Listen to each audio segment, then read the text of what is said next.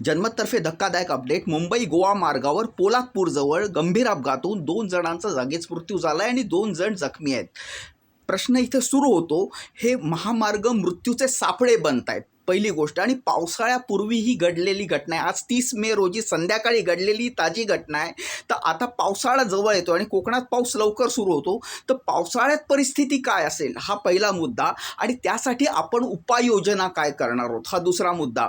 तसंच जे जखमी आहेत, घटनेची तीव्रता आहे, एक कार कंटेनरवर आदळली, तर जे जखमी आहेत तर त्यांची प्रकृती कशी आहे याचे अपडेट्स आम्ही जनमत आणि डॉक्टर्स ग्लोबल अकॅडमीतर्फे घेतोय. जखमींना रक्ताची गरज आहे का, आणि आम्ही कल्याणहून काही मदत करू शकतो का, कारण रायगड डिस्ट्रिक्टमध्ये अपघात झालेला आहे, पोलादपूरजवळ अपघात झालेला आहे.